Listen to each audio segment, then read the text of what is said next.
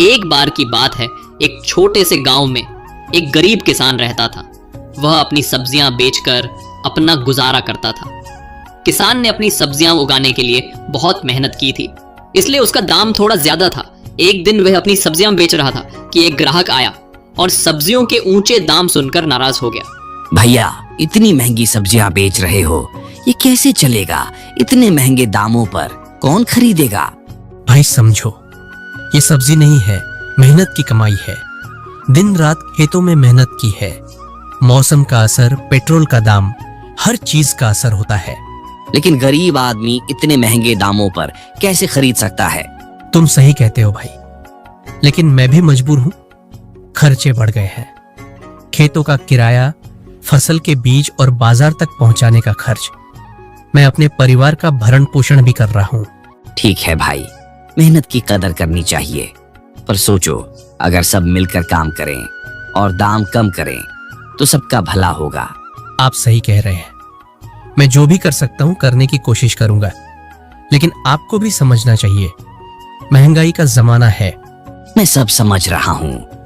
आप हम जैसे गरीबों को लूटने के लिए बैठे हैं। मैं जा रहा हूं, मुझे सब्जियां नहीं खरीदनी।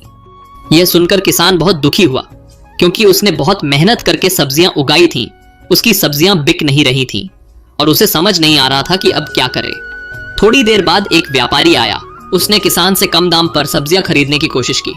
भाई, इतनी मेहनत से उगाई गई सब्जियां कम दाम पर बेचो, वरना वैसे भी कोई तुम्हारा सामान नहीं खरीदेगा। मैं तो बस तुम्हारी मदद कर रहा हूँ। देखो, अगर तुम कम दाम में बेचोगे तो जल्दी बिक जाएगा। सर, मेहनत का सही दाम तो मिलना चाहिए। ये सब्जियां ऐसे नहीं उगती। हर पत्ता, हर फल मेरी मेहनत और समय का नतीजा है। यह सबकी कहानी है। तुम अपना दाम कम करो, वरना बाजार में बेचने वाले और भी बहुत है। मैं किसी और से खरीद लूंगा। सर, मेहनत का सही दाम तो मिलना चाहिए। ये सब्जियां ऐसे नहीं उगती। हर पत्ता, हर फल मेरी मेहनत और समय का नतीजा है। दुनिया ऐसे ही चलती है। आपको इसके फायदे देखने चाहिए। हमेशा उतार चढ़ाव आते रहते हैं। आप सही कह रहे हैं सर, लेकिन मैं अपने काम और मेहनत की कीमत जानता हूँ। अगर आप खरीदना चाहते हैं तो आप मुझे बताइए। तुम जैसे लोगों से बात करना बेकार है। चलो, मैं किसी और से खरीद लूंगा। वह सोचता है कि अगर उसका व्यापारी उसकी सब्जी नहीं खरीदेगा, फिर उसकी सब्जियां खराब हो जाएंगी। इसलिए वह अपने मालिक को सब्जियां बेचने का फैसला करता है। साहब, आप जो भी पैसे ठीक समझे दे दीजिए। उस दिन किसान का बेटा अचानक बीमार पड़ गया। परेशान किसान अपने बेटे को डॉक्टर के पास ले गया। बच्चे को तेज बुखार था। हालत थोड़ी नाजुक है, उसे दवा देनी पड़ेगी, वह जल्दी ठीक हो जाएगा।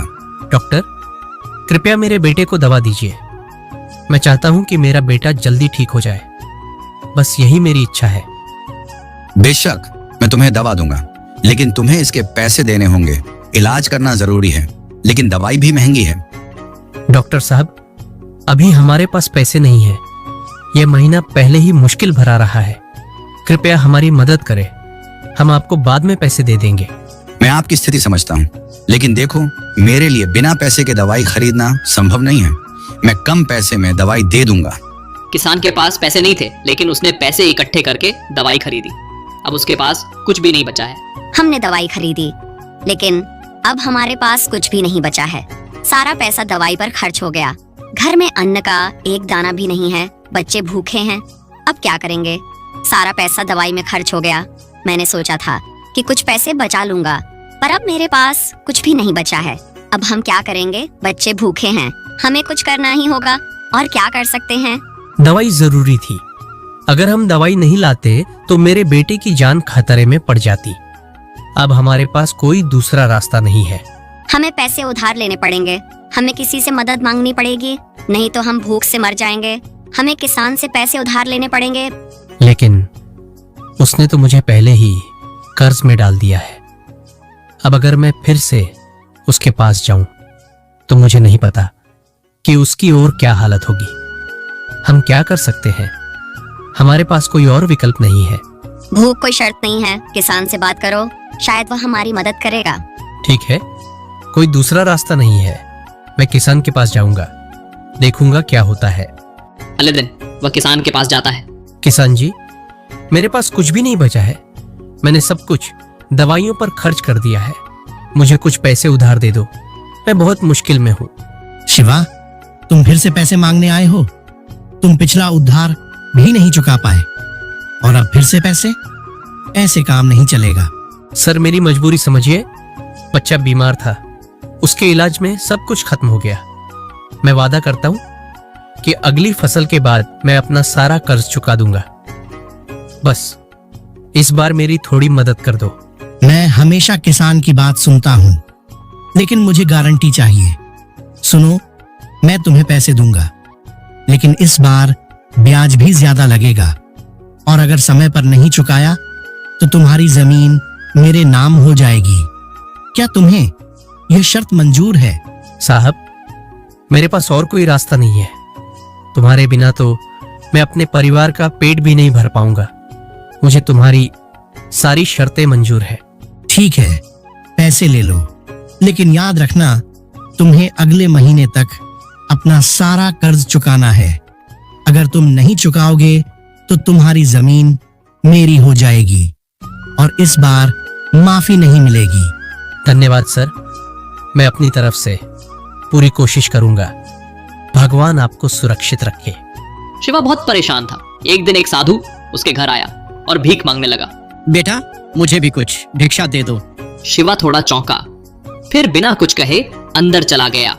उसके पास पैसे तो नहीं थे, पर कुछ सब्जियां बच गई थीं। उसने वही सब्जियां साधु को दे दी। महाराज, मेरे पास देने के लिए और कुछ नहीं है।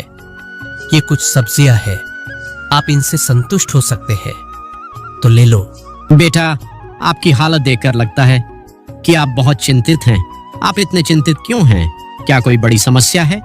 साधु बाबा, मेरी चिंताएं जितनी है कि मुझे समझ नहीं आ रहा कि शुरुआत कहां से करूं। पहले फसल खराब हुई, फिर बच्चे की बीमारी, जो थोड़े पैसे थे सब खत्म हो गए। अब खाने को कुछ नहीं बचा और ऊपर से किसान का भारी कर्ज भी सिर पर है। मैं हर तरफ से गिर चुका हूं। बेटा, जीवन में कठिनाइयां तो आती ही हैं, पर कोई ना कोई रास्ता निकल ही आता है। इतनी सारी परेशानियों के बावजूद भी तुमने अपनी इंसानियत नहीं छोड़ी। जो भी भीख में था वो तुमने मुझे दे दिया। यही तुम्हारी अच्छाई का सबूत है। साधु ने अपने थैले से एक सुंदर सुनहरा पक्षी निकाला जो चमक रहा था और किसान को दे दिया। यह लो बेटा, ये जादुई पक्षी है।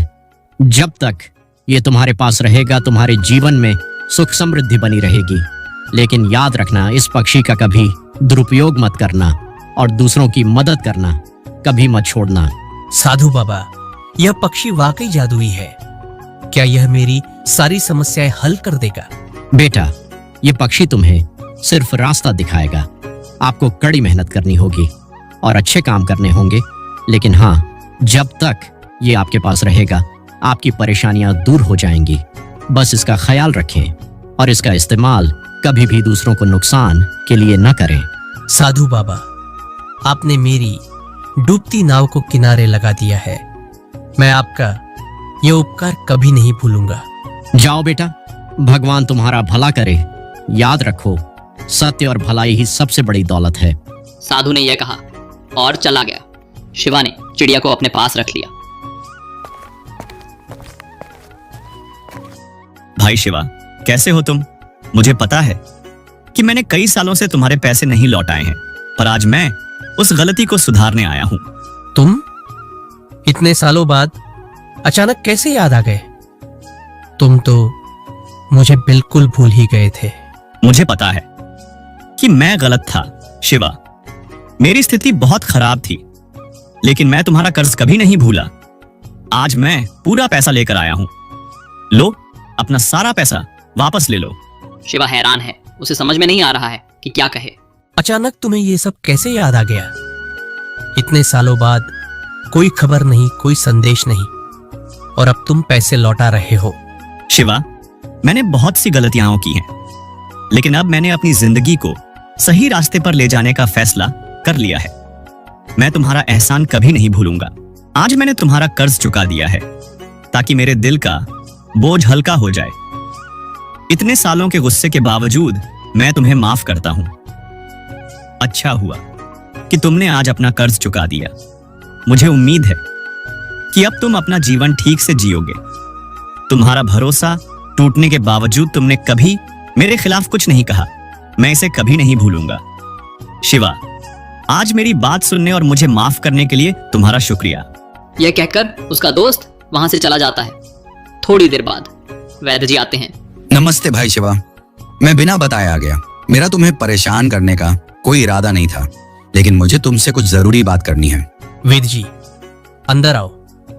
लेकिन तुम अचानक कैसे आ गए? सब ठीक है ना? देखो भाई शिवा, पिछले हफ्ते मैंने तुम्हें दवा दी थी और उसके लिए मैंने तुमसे बहुत पैसे लिए थे। पर सच तो ये है कि मुझे वो दवाई बहुत सस्ती लगी थी। मैंने गलती से तुमसे ज्यादा पैसे ले लिए। मुझे बहुत बुरा लग रहा है, तो आज मैं वो अतिरिक्त पैसे लौटाने आया हूँ। वेद जी अपनी जेब से पैसे निकालते हैं और शिवा की तरफ बढ़ाते हैं। वेद जी, मुझे आपसे ये उम्मीद नहीं थी। क्या तुम्हें वाकई ये सब महसूस हुआ? आज के जमाने में कौन गलती करता है और पैसे लौटाने आता है? शिवा, मैं भले ही डॉक्टर हूं, लेकिन सबसे पहले मैं एक इंसान हूं। मुझे एहसास हुआ कि तुम पर पहले से ही बहुत ज्यादा आर्थिक बोझ है और मैंने अनजाने में इसे बढ़ा दिया। यह मेरी नैतिक जिम्मेदारी है कि मैं वह पैसा आपको लौटा दूं। आपकी ईमानदारी के लिए मैं आपका आभारी हूं वेद जी।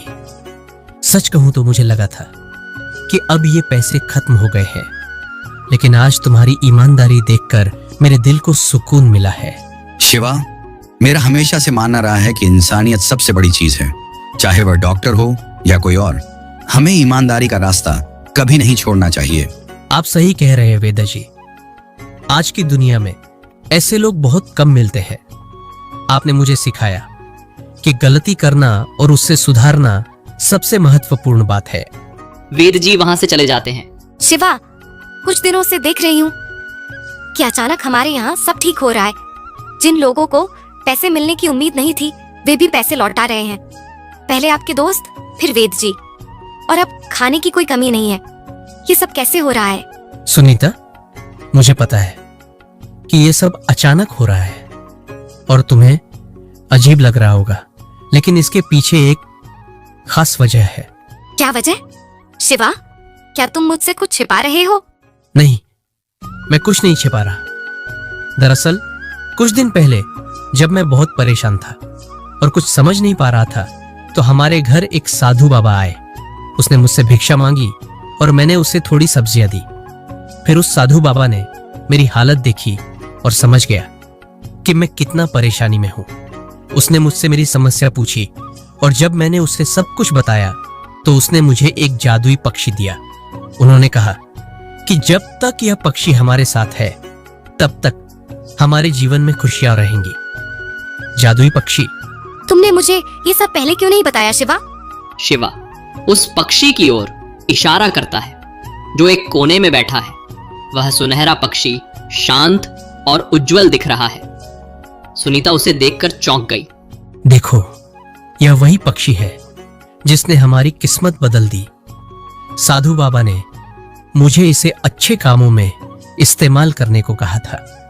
तभी से हमारी सारी परेशानियां खत्म होने लगी। तो ये सब इस पक्षी की वजह से हो रहा है। मैं सोच भी नहीं सकती थी कि ऐसा भी कुछ हो सकता है। पर सच बताऊं तो मैं बहुत खुश हूं कि अब हमारे जीवन में शांति और खुशी लौट आई है। सेठ जी को किसी से पता चलता है कि शिवा के पास एक जादुई चिड़िया है जो उसकी समस्याओं का समाधान कर रही है। सेठ जी लालच में आकर शिवा के घर चले आते हैं। शिवा और सुनीता चिड़िया के पास बैठे हैं। तभी दरवाजे पर जोर से दस्तक होती है। शिवा दरवाजा खोलता है।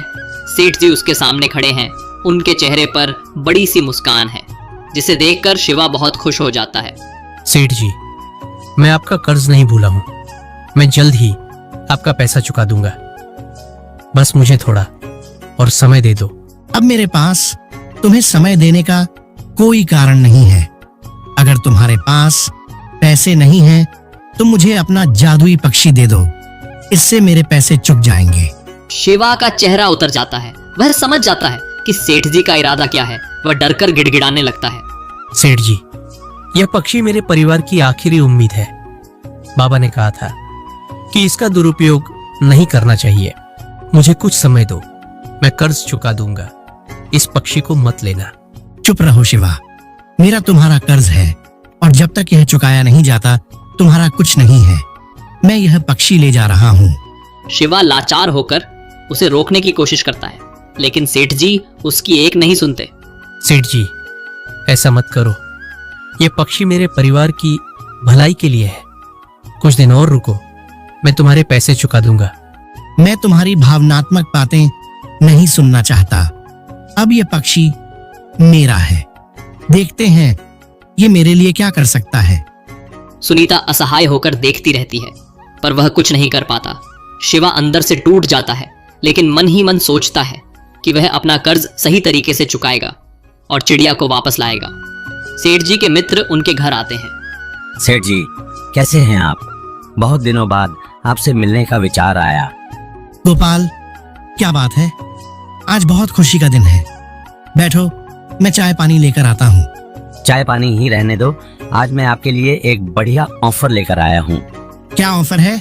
सेठ जी, गांव में आपकी वो जमीन है, मैं उसे खरीदना चाहता हूँ, और वो भी बहुत अच्छे दाम पर। क्या तुम सच में मेरी जमीन खरीदोगे? लेकिन तुमने पहले कभी दिलचस्पी नहीं दिखाई थी। सेठ जी, अब समय बदल गया है। वह जगह अब बहुत महंगी हो गई है और मुझे वहाँ कुछ बड़ा करना है। अगर तुम मुझे वह जमीन दे दो, फिर मैं तुम्हें इतना पैसा दूंगा जितना तुमने कभी सोचा भी नहीं होगा। वाह, ये तो बड़ी खुशी की बात है। तो कितने का खरीदोगे? चलो, आधे पैसे अभी दे देता हूँ, बाकी कागजी काम हो जाने पर। वाह गोपाल, आप वाकई बहुत बढ़िया ऑफर लेकर आए हैं।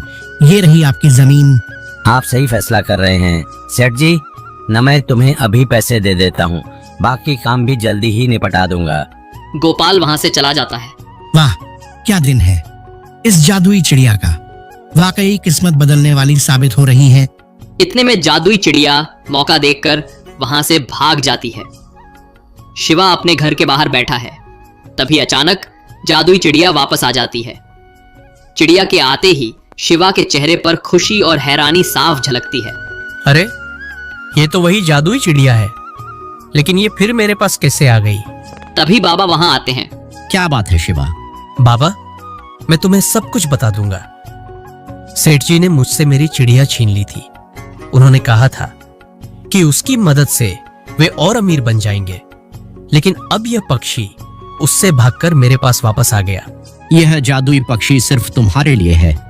इसका उद्देश्य सिर्फ पैसा कमाना या अमीर बनना नहीं है। यह पक्षी अच्छाई और भलाई के लिए बना है। इसका मतलब यह है कि यह सिर्फ उन लोगों के साथ रहता है जो सही रास्ते पर चलते हैं। बिल्कुल सही। जो लोग दूसरों की भलाई के लिए काम करते हैं, यह पक्षी उनके साथ रहता है। इसीलिए यह सेठ जी के साथ नहीं रह सका, क्योंकि उसकी नीयत गलत थी। अब तुम इसका इस्तेमाल सिर्फ भलाई और लोगों की मदद के लिए कर सकते हो।